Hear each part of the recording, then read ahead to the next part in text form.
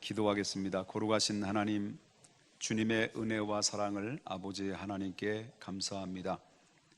하나님, 사랑하는 성도님들을 한 사람 한 사람 그리스도 안에서 주의 전에 불러주시고 하나님 위로부터 내려주시는 참된 축복을 허락하시기 위해서 우리를 불러주셨으니 믿음으로 하나님 앞에 온전한 예배를 잘 드려서 하나님의 충만한 복이 저들 가슴속에, 저들 심령 속에, 저들 가정에, 그리고 개인에, 그리고 사업에, 그리고 직장에, 자녀들에게 복이 되는 역사가 임하게 하여 주시옵소서.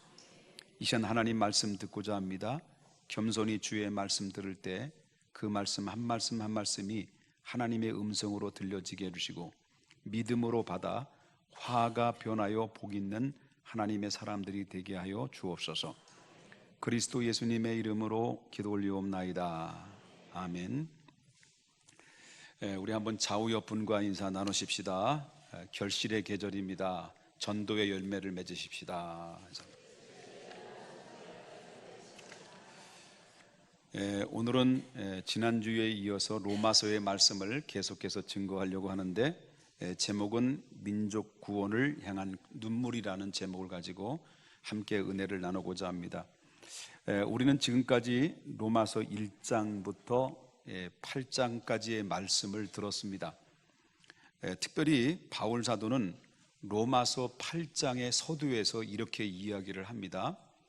뭐라고 했냐면 누구든지 그리스도 예수 안에 있는 자들에게는 결단코 정죄함이 없나니 그리스도 안에 있는 생명의 성령의 법이 죄와 사망의 법에서 너를 어떻게 했다라는 거죠? 해방했다라고 합니다. 그리고 로마서 8장 마무리를 어떻게 이야기를 하냐면 바울 사도가 환난이나 적신이나 위험이나 칼이랴 그 어떤 피조물이라도 그리스도 예수 안에 있는 하나님의 사랑에서 끊을 수가 없다. 이 감격찬 목소리로 아주 흥분된 어조로 우리에게 남겨놓은 하나님의 말씀을 전달해주고 있다는 것을 보면 그 내용을 보면 그 바울의 그 심정이 어떤가를 우리 직감할 수가 있다는 겁니다. 얼마나 감격스러울까. 그리스도 안에 있는 자들에게는 결단코 정죄함이 없나니 이는 그리스도 예수 안에 있는 성령의 생명의 법이 우리의 죄와 사망의 법에서 해방했느니라. 누가 이 상황을 끊을 수가 있겠느냐? 칼이냐 적신이냐 위험이냐 누가 그리스도의 사랑에서 끊을 수 있겠느냐? 절대 없다. 이게 바울이 8장의 결론이 딱 내려진 얘기예요. 그러니까 이 바울의 감격은 너무너무 깊고 깊은 그런 깨달음에서 우러나오는 진솔한 고백이다라고 볼 수 있겠고 우리에게 꼭 전해주고 싶은 말이 그 말이라고 하는 것입니다. 자, 그런데 문제는요, 갑자기 이제 8장에 그렇게 감격스러워했던 이 바울이 9장에 들어와서 바울의 감정 변화가 일어납니다. 감정 변화가 아주 급격하게 이제 이루어지게 되는데 8장에서는 분위기와 이 9장에서의 분위기는 완전히 바울의 그 심령 상태가 극과 극의 변화를 이루고 있는 것을 우리가 보게 된다라고 하는 거예요. 자, 그 이유가 뭘까요? 왜 바울이 그 8장과 9장에 급격하게 심경 변화가 이루어지고 있는가? 극과 극의 사이가 이루어지고 있는 이유가 뭘까? 거기에 대해서 바울은 3절에서 그 사실에서 언급을 하고 있다라고 하는 거예요. 그 3절을 보게 되면 뭐라고 이게 나와요? 한번 읽어보겠습니다. 여기 밑에 여기 보시죠. 시작. 형제의 곧 골비하여 내 자신이 저주를 받아 그리스도에게서 끊어질지라도 원하는 바로라. 지금 바울이 지금 무엇 때문에 괴로워하고 있을까요? 무엇 때문에 괴로워하고 있을까요? 지금 믿지 않는 내 형제, 골육, 친척을 위해서라 말입니다. 다시 말한다면 이 바울 사도가 괴로워하는, 나는 기쁜데, 내가 구원받아서 기쁜데 지금 기쁘지만 마음이 아프다는 거예요. 고통스럽다는 거예요. 왜 고통스러울까? 왜 마음이 아플까? 나는 구원받아 기쁜데 내 가족들만 생각하면, 내 형제들만 생각하면, 구원받지 못한, 지금도 구원받지 못한 내 친척들을 보면, 더 나아가서 이 민족을 바라보면 가슴이 무너지는 것처럼 마음이 아프다는 거예요. 이 바울의 심정이에요. 자, 바울은 이방 사람들에 위해서 복음을 전하라고 부름받은 사람이에요. 그래서 이 이방인들을 위해서 하나님 앞에 부름받아서 사도로서 하나님의 전도자의 삶을 살았는데, 그 바울 사도의 입에서 나오는 그 진수의, 복음의 진수의 말씀을 통해서 이방인들이, 많은 영혼들이 예수 믿고 복을 받았어요. 주님께 돌아왔어요. 그런데 바울은 그 심정이에요. 정작 예수께 먼저 돌아와야 될 자기 동족 이스라엘 백성들은 여전히 교만하고 여전히 완악하여, 그래서 결국 마음의 문을 꽁꽁 잠그고 있는 상태 속에서 그들은 예수님께 돌아올 조차도 생각하지 않고 있다는 것에 대한 가슴 아파하는 고통이 그 마음에 구구절절 배어 있다는 것을 보게 된다라고 하는 거예요. 그래서 사도 바울은 그 심정을 어떻게 토로하냐면 1절에서 그 이야기를 하고 있죠. 자, 1절에서 뭐라고 얘기하냐면, 그 중반절에 보니까 나에게 큰 뭐가 있다는 거예요. 근심이 있는 것과, 그 근심이 그치는 거예요, 그치지 않는 거예요? 계속 그것 때문에 계속 괴로워하고 그 근심이 그치지 않는 이 고통이 내 마음을 휘어잡고 있다라고 고백을 해요. 8장에서는 그렇게 감격했던 바울이 9장에서는 자기 민족이 구원받지 못한, 민족이 주님 앞에 회개하고 돌아오지 못하는 그 모습을 바라보면서 나의 큰 근심이, 이 마음이 계속 그치지 않을 만큼 고통이 계속 심각하게 이루어지고 있다라고 하는 거예요. 자, 이 바울의 이 고통은 이스라엘 민족이 예수 그리스도를 믿지 않는 것에 대한 단순한 고통이 아니에요. 거기를 훨씬 뛰어넘고 능가하는 울분에 가까운 그런 고통이라는 것을 표현할 수가 있다라고 하는 거예요. 자, 4절 5절에서 보면 이렇게 얘기해요. 자, 이스라엘 백성들이 어떤 사람이냐? 이스라엘 백성들이, 자, 4절 5절에서 그 바울의 울분을, 어느 정도의 울분을 가지고 있는지를 밝혀주고 있는데, 4절과 5절을 한번 보겠습니다. 자, 다 같이 한번 읽어보겠습니다. 자, 그들은 이스라엘 사람이라 그들에게는 양자됨과 영광과 언약들과 율법을 세우신 것과 예배와 약속들이 있고, 조상들도 그것을 육신으로 하면 그리스도가 그에게 나섰으니 그는 만물 위에 계셔서 세세의 찬양을 받으실 하나님이시라. 아멘. 자, 그들은 누구라고 그랬어요? 자, 4절에 그들은 누구라고 했어요? 자, 이스라엘이라고 했어요. 지금 누구 때문에 괴로워하고 있는 거예요, 바울이? 그랬습니다. 이스라엘 때문에 괴로워하는 거예요. 자, 그러면 하나님께서 이스라엘 백성들에게 어떤 특권을 주셨느냐? 이스라엘 백성들은 하나님께로부터 받은 특권이 뭔가? 여기에 4절과 5절에 나오는 말씀을 통해서 8가지의 특권을 받았다는 것을 이야기하고 있어요. 그 8가지는 바로 첫 번째는 양자됨, 두 번째는 영광, 세 번째는 언약, 네 번째는 율법, 다섯 번째는 예배, 여섯 번째는 약속, 일곱 번째는 조상, 마지막에 8번째는 너희를 통해서 인류의 구세주인 예수가 올 것이다라는 이 약속을 이스라엘 백성들에게 다 받은 거예요. 이 8가지는 하나님께로부터 받은 가장 귀중한 은총이고 특권이고 하나님의 축복이었어요. 그렇다면 그것이 얼마나 크고 축복인가를 우리가 보는데, 그들이 얼마나 큰 축복을 타고 태어나는가. 요즘 한마디로 말한다면 이런 얘기가 나오잖아요. 그들은 뭐를 물고 태어났을까요? 예, 맞아요. 금수저를 물고 태어난 거예요. 이방인들은요, 흙수저가 아니라 흙수저도 안 돼. 똥수저, 똥수저.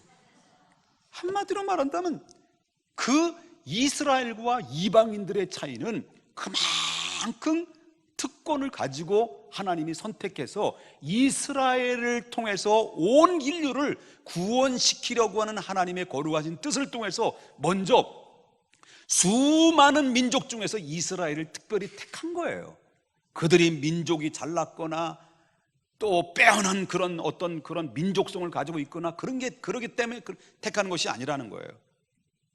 자, 문제는 바로 뭐냐면 이렇게 특권을 가지고 있음에서도 불구하고 그 특권 때문에 이스라엘 민족이 오히려 목이 곧고 그리고 교만에 빠지기 시작합니다.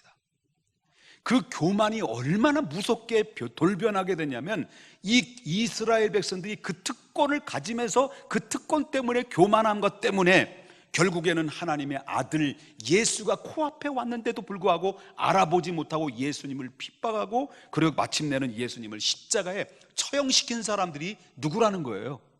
이스라엘 백성들이라는 거예요.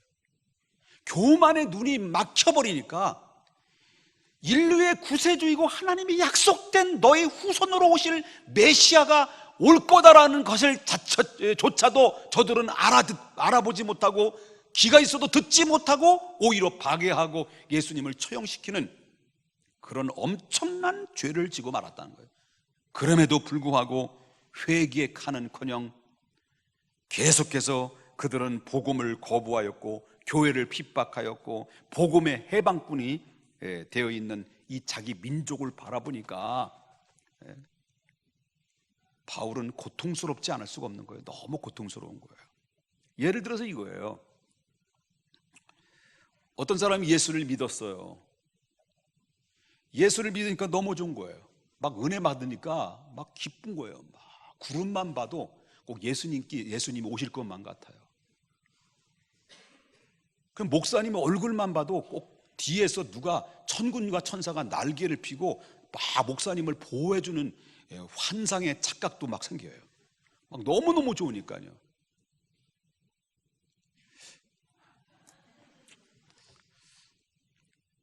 그러니까 너무 기쁘고 즐거우니까 너무 이 받은 은혜가 너무 크니까 이걸 가만히 있을 수 없어서 이 받은 은혜의 기쁨을 다른 사람에게 복음을 전해서 전도를 해요. 근데 전도를 열심히 해가지고 그 전도를 받은 사람이 예수님을 믿고 나중에 어떤 사람이 됩니까? 내가 전도한 그 사람이 예수를 믿고 나중에는 열심히 신앙생활 해가지고요 하나님의 복을 받고 어떤 사람은 목사가 된 사람도 있고 어떤 사람은 선교사가 된 사람도 있고 어떤 사람은 사업가 된 사람도 있고 하나님의 복을 받는 거예요. 그런데 문제는 정작 믿어야 될 자신의 부모는 안 믿는 거예요. 내가 전도한 대상자들은 다 예수 믿고 내가 전도한 대상자들은 다 예수 잘 믿어서 목사도 되고 선교사도 되고 하나님의 복을 받는데 정작 먼저 구원받아야 될 내 부모님들은 예수를 안 믿는 거예요. 내 자식놈들은 물론 더 안 믿는 거고 거기다 내 사랑하는 아내마저도 예수를 안 믿어요. 여러분 막 이런 상황이 있으면 자 보세요. 내가 전도한 사람들은 더 가정이 행복하고 내가 전도한 사람들은 더 잘 되고 내가 전도하는 더 나보다 열심히 신앙생활해서 더 전도해서 막 목사님 되고 막 선교사 되면 막 복 받으면 근데 나는 우리 가정은 뭐예요? 우리 가정은 뭐 부모님도 안 나오고 그것도 자식들도 안 나오고 사랑하는 아내마저도 안 나오고 아내는 자꾸 바가지 긁고 그러면 자 상대방 내가 전도한 사람은 잘 나가고 우리 집은 못 나가고 그러면 열 받아요 안 받아요?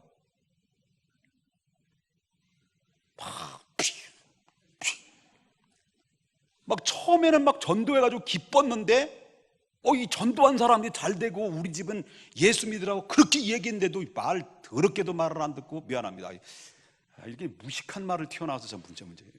말 안 들 어차피 나온 거 말 더럽게도 말을 안 듣고 그러면 처음엔 좋은데 전도한 대상자들이 너무너무 부러운 나머지 내 가정이 예수 안 믿는 거에 대한 아픔이 클까요?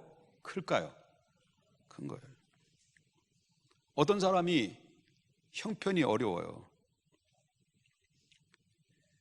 그 학생을 장학금을 줬어요. 그 학생이 그 장학금을 준 거에 너무 고마운 거예요. 그래서 장학금을 받아가지고 그걸 아껴가지고 하루에 2끼씩 먹고, 원래 3끼씩 먹는데 2끼씩 먹고, 그리고 그걸 아껴가지고 공부를 열심히 해요. 그래서 결국 대학에 들어가요. 대학에 들어가가지고 하지 말라는데도 공부를 하고 알바를 해서 또 돈 벌어가지고 해가지고 대학을 졸업해가지고 어머머머 전자 회사에 우수한 성적으로 그 간신히 붙네요. 대그룹의 회사에 막 간신히 붙어가지고 막 연봉이 막 5천만이 막 6천만 원이 막 들어가 뛰고요. 막 그러는 거예요. 잘 나가는 거예요. 내가 장학금 줘서 키웠던 아이가 정말 성공한 훌륭한 사람이 된 거예요. 그런데 아휴, 그 왼수 덩어리, 우리 집안에 있는 그 왼수 덩어리 공부도 더럽게 공부도 안 하고, 돈을 줘도 돈 가지고 엉뚱한 짓 하고 다니고, 그리고 싸움질만 하다가 결국은 뭐 어디 갑니까? 누굴 죽여가지고 살인자가 돼가지고 감옥에 들어갔어요. 여러분, 이런 상황이 있을 때 아버지 입장에서 볼 때는 내가 장학금도 많이 안 준 거예요. 고마워해가지고 막 열심히 해서 훌륭한 사람이 됐는데 내 자식은 감옥에 들어가 있어요. 그러면 이 사람의 고독과 고통과 울분이 여러분이 이해할 수 있겠죠? 얼마나 울분이 있겠는가 이해할 수 있을 거예요. 바울이 그거예요. 바울은 이방인들의 사도로 부름받아가지고 이방인들에게 복음을 증거하는데, 복음을 증거할 때마다 이방인들이 막 우르르 예수를 믿고 막 복을 받는데, 그런데 자기 동족들은 먼저 된 자가 나중돼서 꼬리가 돼버렸어요. 자, 그리고 꼬리가 돼서 복음의 원수가 된 것을 생각할 때마다 이 바울은 가슴에 밀려오는 그 고통을, 끓어오르는 이 고통을, 울분과 그리고 원통함에 주체할 수가 없는 것이 그 바울이 오늘 본문에 그렇게 이야기하고 있는 거예요. 얼마나 바울이 얼마만큼 그 고통스러운 마음이 있는지 3절에 뭐라고 이야기할까요? 3절에서 이렇게 이야기하고 있어요. 다 같이 한번 읽겠습니다. 시작. 나의 형제 곧 골육의 친척을 위하여 내 자신이 저주를 받아서 그리스도에서 끊어질지라도 원하는 바라. 자, 내가 뭘 받더라도, 저주를 받아서 그리스도에게서 어떻게 하더라도요? 자, 그러면 이 말이 무서운 말이에요? 정말 무서운 말이에요? 엄청 무서운 얘기예요. 이 말은 여기 끊어진다는 말이 있어요. 이건 이해를 돕기 위해서 삽입된 얘기예요. 여기서 내가 그리스도로부터 저주를 받아 버림받은 한이 있더라도 이 동족이 구원받을 수만 있다고 한다면 내가 그 대가를 치러서라도 내가 각오할 수 있다. 여러분, 이건 저주받는다라는 이 말의 헬라어는요, 아나테나라는 말이에요. 이 아나테나라고 하는 것을 말하면 이건 싹쓸이 한다는 얘기예요. 쉽게 말한다면, 한마디로 말한다면 바울은 자기 자신이 하나님 앞에 이렇게 전멸을 당하는 저주를 받는다 할지라도 자기 동족이 제발 구원을 받았으면 좋겠다, 구원받음 여한이 없다, 이 정도로 바울이 그렇게 심정을 토로했다라고 하는 거예요. 여기까지 이해되셨으면 아멘 하십시다.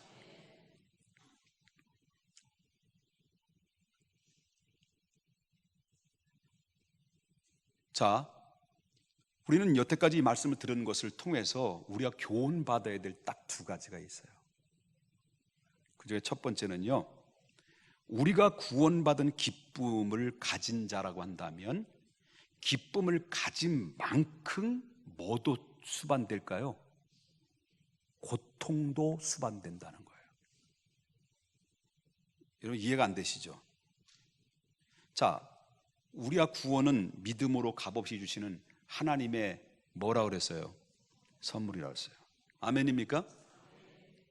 자, 지난 8장에 나오는 말씀을 5가지 기억하시죠? 하나님이 우리에게 주신 값없이 주는 하나님의 선물에 대해서 하나님이 창세전에 아신 나를, 정하신 나를, 부르신 나를, 의롭다 하신 나를 영원하게 하신. 이게 전부 다 누가 하신 거예요? 하나님이 하시고 하나님이 우리에게 주신 값 없이 주시는 값진 선물로 우리가 받은 사람들이에요. 자, 이거는 엄청난 거예요. 그런데 이 감격, 이 기쁨, 하나님이 주신 선물이에요. 내가 구원받고 안 받고 예수 믿고 안 믿고 세상에 있는 동안에는 표시가 안 나요. 여러분들이 지금 교회 오셨으니까 다 예수 믿는 사람처럼 다 보이지, 세상 속에 들어가면 내가 예수 믿는 사람인지 안 믿는지 누가 알아요? 여러분 입을 통해서 내가 예수 믿는 사람이요 하고 항상 귀에 막 이렇게 웃고 다니고 막 때려도 해도 이쪽으로 대고 이렇게 되지 않는 이상은, 막 겉옷을 벗어달라면 속옷까지 다 벗어주지 않는 이상은 별 표시도 안 나요. 그래요, 안 그래요? 아니, 거룩한 척 하지 마시고 우리 솔직히 하십시다. 솔직하십시다. 네. 표시 안 나요. 그러나요, 믿고 안 믿고 여기에 따라서 우리는 알아야 돼요. 믿고 안 믿고의 차이는 안 날 것 같지만, 그러나 이 땅의 삶을 마감하고 내세에 딱 들어서면 그 한 사람의 운명이 쫙 갈라져요. 그게 바로 행복과 불행, 거기서 축복과 저주, 생명과 죽음, 천국과 지옥에 이 심각한 문제가 발생돼요. 심각한 문제. 죽어봐야 알지. 그럼 죽어봐요. 그걸 어떻게 알아? 죽어봐야 알지. 그럼 죽어봐야 되는 거예요. 근데 죽어봐야 알지라고 얘기할 수 있었는지 모르지만, 그러나 성경은 정확하다는 거예요. 왜? 성경의 구약에서부터 주셨던 말씀이 지금에 와서 다 0.0000000000 반응이 없으니까 계속 00000 1이라도 오차 범위 없이 말씀하셨으면 말씀은 이루어져서 성취됐어요. 하나도 틀림없이 이루어졌어요. 그렇다면 하나님이 우리가 이 땅에서 믿고 안 믿고의 차이에 대해서 마지막 내세의 결정체가 이루어질 거에 대한 사실에 대해서도 여태까지 오차 범위 없이 다 성취됐다면, 여러분 마지막 주님 앞에 섰을 때 심판 받을 것이라는 것이 확정적일까요? 아닐까요? 확정적이에요. 이 사실을 믿어야 돼요. 바울만큼 구원받았다는 확신 때문에 기뻐한 사람 없어요. 바울만큼. 바울은 수재예요. 바울처럼 공부 많이 한 사람 없어요. 그때 당시 정말 똑똑하고 그리고 천재에 가까운 이 바울이 정말 하나님의 말씀을 깨닫고 난 다음에 이 구원의 감격이 얼마나 큰지 태장으로 맞아도 기쁘고 감옥에 갇혀도 기쁘고, 그리고 수없이 죽을 고비를 만나도 기쁘고, 돌에 맞아 죽을 위기를 만나도 기쁜 거예요. 얼마나 이 구원의 감격이 기뻤으면, 여러분 이 바울처럼 기쁨을 정말 이 감격해 하는 이 바울은 능가할 수 있는 사람이 별로 없다고 저는 생각합니다. 그리고 거기에 또한 바울만큼 거기에 못지않게 구원받지 못한 그 영혼들 때문에 고통하고 아파하고 울분에 처한 사람은 바울만큼 없다라고 생각합니다. 여기서 우리가 한 가지 얻어야 될 교훈이 뭐예요? 우리들도 믿음으로 말미암아 값없이 주시는 하나님의 은혜를 받은 사람이 되었어요. 이제는 여러분들을 아무도 정죄할 사람이 없어요. 아멘. 이제는 하나님의 손에서 여러분들을 떼어놓을 존재가 없어요. 아멘. 이제는 하나님의 사랑에서 여러분들을 빼앗을 존재가 또한 없어요. 왜냐하면 그리스도 예수 안에 있는 자에게는 결단코 정죄함이 없나니, 이는 예수 안에 생명의 성령의 법이 너의 죄와 사망의 법에서 해방했기 때문에 환난이나 적신이나 위험이나 칼이랴 어떤 피조물이라도 그리스도의 사랑 안에 있는 하나님의 사랑에서 끊을 수가 없도다. 제가 이 말을 계속하는 이유예요. 아마 평생 죽을 때까지 이 말을 계속할 거예요. 왜?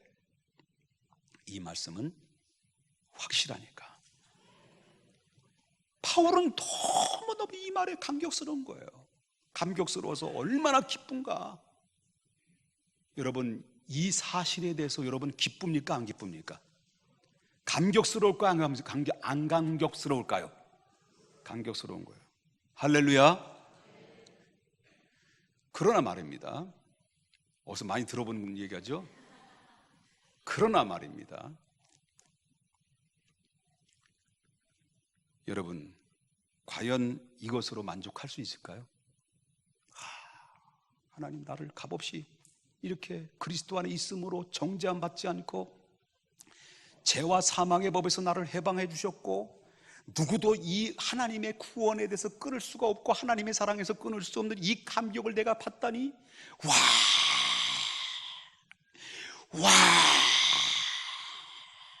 막 어쩔 줄 모르고 막 기뻐합니다.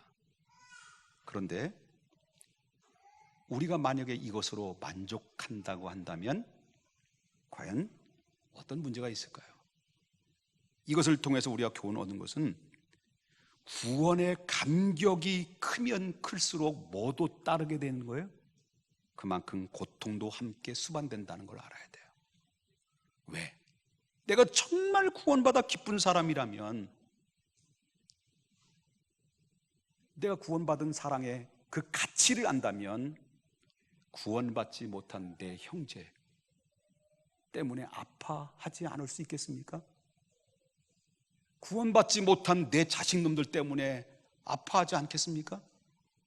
정말 내가 구원받은 그 기쁨이 있다면 구원받지 못한 내 부모님 때문에 아파하고 고통스러워하고, 아니 그것도 못해 울분이 그 마음에 차고 넘치지 않겠습니까? 그만큼 구원의 감격이 느끼면 느낄수록, 저 사람이 구원받아야 되는데, 저 사람이 구원받아야 되는데, 영혼에 대한 불쌍한 마음이 들지 않겠습니까?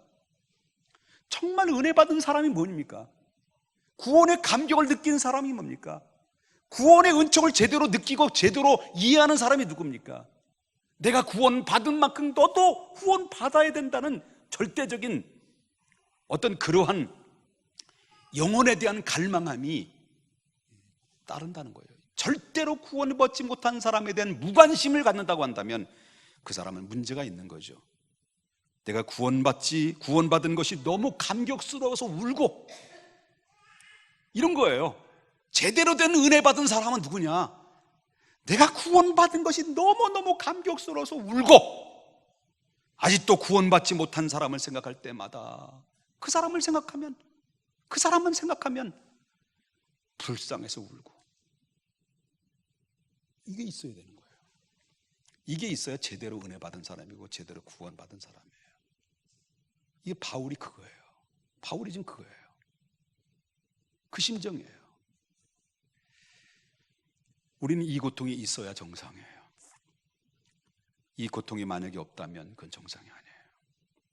본문은 그 이야기를 하고 있는 거예요. 또 한 가지 중요한 사실을 우리가 깨달아야 될 것이 바로 뭐냐면, 바울의 관심은 민족이에요.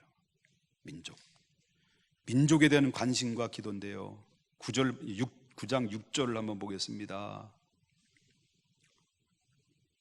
그러나 다 같이 읽겠습니다. 시작. 하나님의 말씀이 폐하진 것 같지 않도다. 이스라엘에게서 난 그들이 다 이스라엘이 아니요.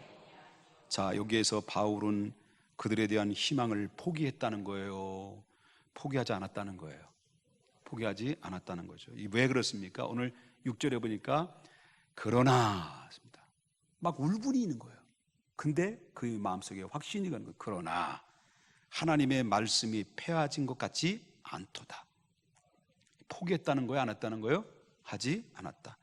바울은 복음을 전하면서 일생 동안 무시무시한 핍박과 박해를 받았어요. 그런데 바울은 일생 동안 괴롭히고 해를 끼친 사람이 이방인이 아니에요. 이방인이 아니었어요. 누구였어요? 자기 동족이었어요. 돌로 친 사람도 누구였어요? 자기 동족이었어요. 여러분, 태장으로 때린 사람도 누구였어요? 자기 동족이었어요. 재판을 붙인 사람이 누구였어요? 자기 동족이었어요. 그리고 감옥에 가두온 사람이 누구였으면 자기 동족이었어요. 바울을 죽이려고 암살단을 조직해가지고 사지를 찢어서 미안합니다. 죽이겠다라고 예루살렘에서 소동을 벌인 사람도 누구예요? 동족이에요. 사사건건 미움과 박해와 이게 막 힘들게 만들었던 사람이 누구예요? 동족이에요. 동족이에요. 옆에 사람 인사합시다. 제발 힘들게 좀 하지 마십시다. 자기 동족이에요. 자기 동족. 이방인도 아니에요. 이방인은 예수나 잘 믿지. 그죠? 아니, 이방인 출신들이 교회 와서는 예수는 잘 믿지. 근데 교회 출신들은 예수를 더 안 믿어.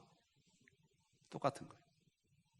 그럼에도 불구하고 바울은 끝났다라고 생각하지 않았어요. 포기하지 않았어요. 뭐라고 얘기해요? 이스라엘을 향한 하나님의 약속은 폐하진 것 같지 않다. 여러분, 내 부모가 예수님께 돌아오지 않는다고 끝났다고 생각합니까? 여러분, 내 자식이 예수님께 돌아오지 않았다고 끝났다고 생각합니까? 끝났다고 생각하는 것이 끝나는 거예요. 끝난 거예요. 성 어거스틴 아시죠? 성 어거스틴은 방탕한 삶을 살았어요. 엄청난 방탕한 삶이에요. 그런 꼴통은 없는 거예요. 그리고 어머니 모니카죠. 모니카는 그 아들을 위해서 얼마나 믿겠습니까? 얼마나 속이 상하겠습니까? 저 못된 놈 저거 언제 정신 차릴래? 어떻게 해야 내 아들을 돌아올까? 어떻게 돼야 내 아들이 돌아올까? 눈물로 밤을 지새웁니다.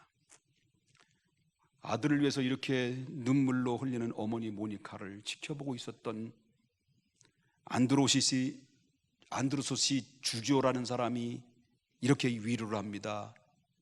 어머니, 눈물로 기도하는 어머니의 자녀는 결코 망하는 법이 없습니다. 그 말에 모니카는 마음속에 꽂혔어요.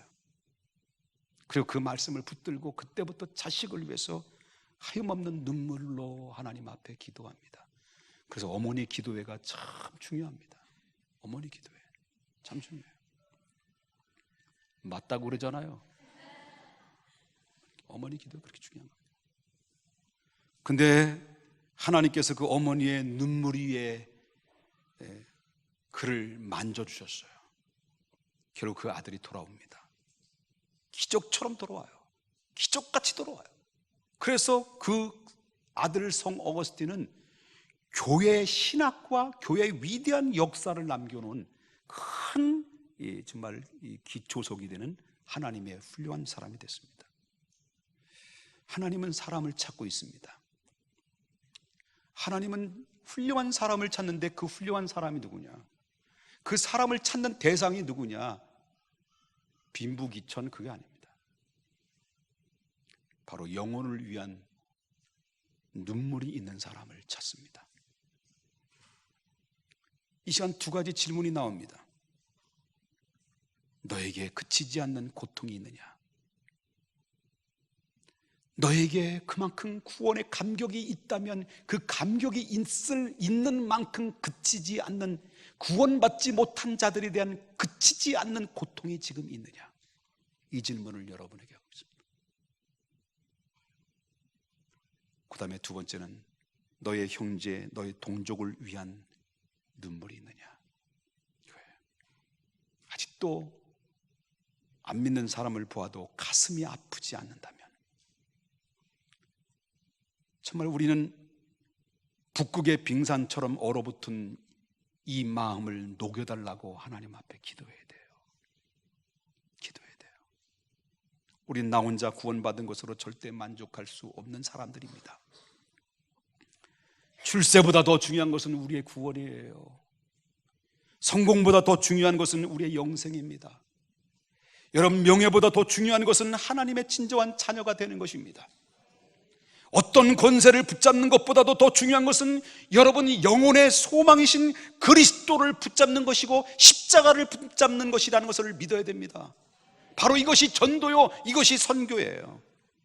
여러분, 이 말씀 붙잡고 비록 힘들고 고달픈 인생의 삶이지만은 하나님의 매일매일마다 내려오시는 구원의 감격을 느끼면서 구원받지 못한 자들에 대한 눈물로 기도하고 끝났다 생각하지 않고 계속 포기하지 않고 기도해서 여러분, 하나님이 여러분의 눈물을 거둬주시고 여러분의 응답을 통해서 여러분의 가정이 다 구원받고 여러분을 통해서 영향력 있는 사람들이 많이 나와서 하나님의 여러분의 가정 천국을 이루고 교회가 되고 예배가 되고 기쁨이 차고 넘치는 하나님의 충만한 열매가 여러분 삶 속에서 있어지기를 주의 이름으로 축원합니다. 같이 기도합니다. 하나님, 구원의 기쁨이 감격이 있는 것으로 만족했던 우리의 허물과 잘못된 부분들을 용서해 주시고, 하나님, 이제는 내가 구원받은 그 고귀한 가치가 있기에 너도 구원받아야 된다라는 하나님 아버지 고통스러워하고 아파하는 안타까워하는 마음을 가지고 여러분의 남편을 위해서 불쌍히 여기는 마음으로 그를 품어 기도하십시다. 여러분의 자식을 위해서 불쌍히 여기는 마음으로 눈물로 기도하십시다. 여러분, 구원받지 못한 여러분의 내 형제들을 위해서 기도하십시다. 주님, 내가 받은 그 기쁨이 저들에도 누릴 수 있도록 인도해 주시옵소서. 우리 다 같이 이 말씀 붙잡고 기도합니다. 할렐루야. 사랑의 하나님 아버지, 주님의 은혜와 사랑은 아버지 하나님께 감사합니다. 오늘 하나님 우리에게 기쁨의 말씀을 주셔서 나만 구원받았다고 만족하고 기뻐했던 것을 용서해 주시고, 아버지 하나님이여, 내 자식이 출세보다 귀한 것은 구원입니다.